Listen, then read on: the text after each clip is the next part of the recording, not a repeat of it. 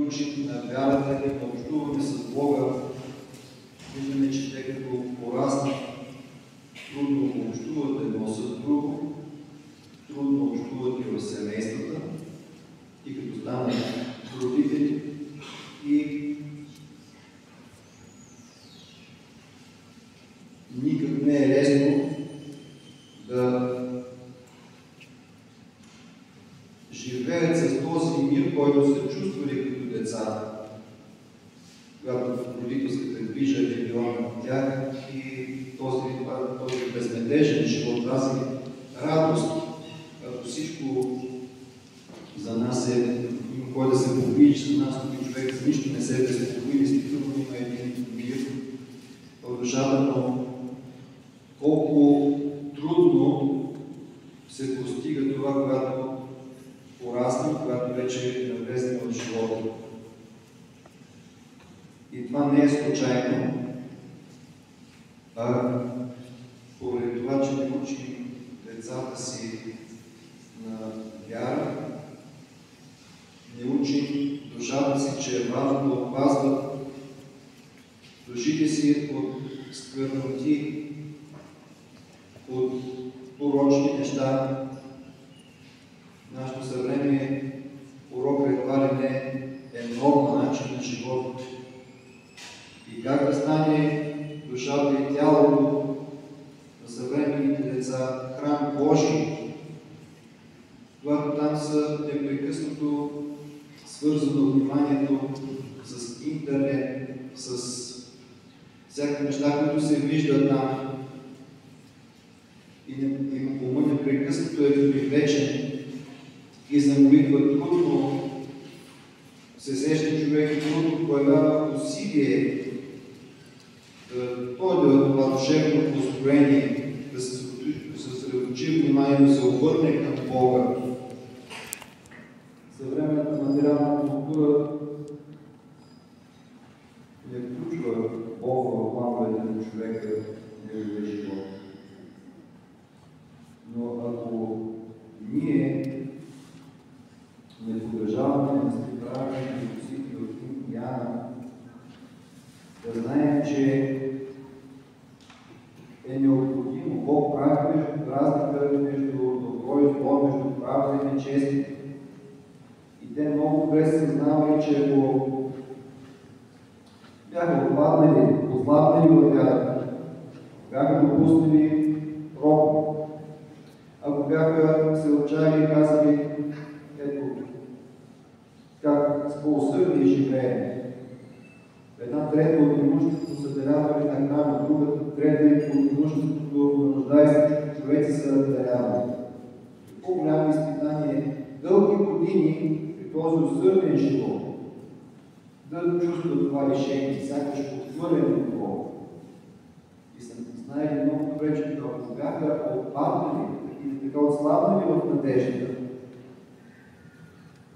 към Бога и за своето спасение, защото ако не се бяха безразлични към спасението си, именно нямаше да могат да се опазват до такава степен и в непорочност, и в съдружествената, и в това да предпази душата си от укори, от осъждане, от роб.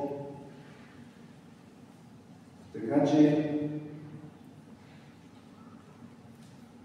те са един изключителен пример за нас, ако ние днес се грижим за своето спасение, искам да се потрудим да направим нещо за своето спасение.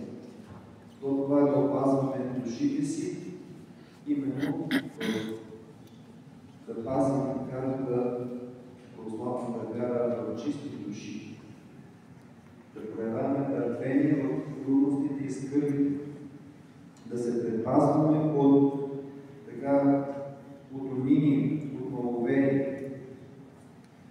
И, постъпвайки така самите ние, да възпитаме и децата си в същите тези преподения. И тогава няма да ни се струва чудно, тогава няма да ни бъде така абстрактно това понятие, какво означава одушевен храм Божий. Бог ще благоволи, Бог сам ще дойде, Бог сам ще дойде и ще изпълни детската душа с радост, с желание по-сърно да проявяват послушание към родителите си, към заниманията си в училище, да бъдат честни с другарчетата си, да не плантят за материални неща и това да бъде приоритет в живота им, а преди всичко да се стремят действително да пазят пламъка и наградата и любовта и на молитвата жив в душите си.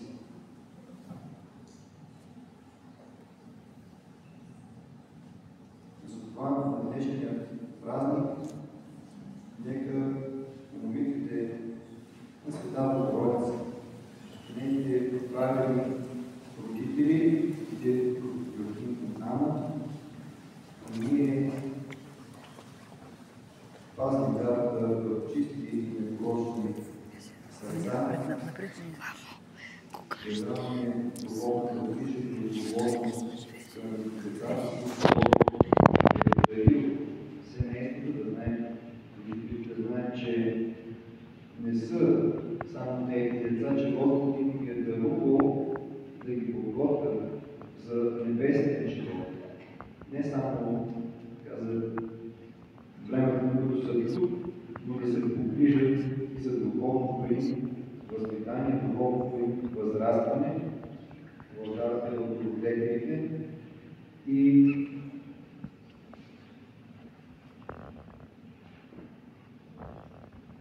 Божието благословение тогава няма да бъде далече и от родителите, от семействата, и от децата. И ще празнуваме с радост и днешния празник, и всеки един ден за нас ще бъде празник, защото възраствайки в вярата, учейки се да бъдем истински човеци, синове и дъщери Божии, това е истинската радост за човек.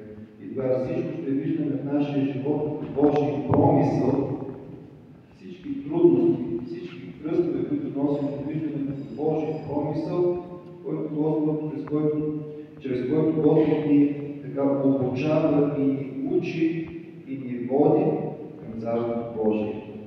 Нека никога не губим мира, вярата, упованието, радостта от нашите души и сърца. Амин.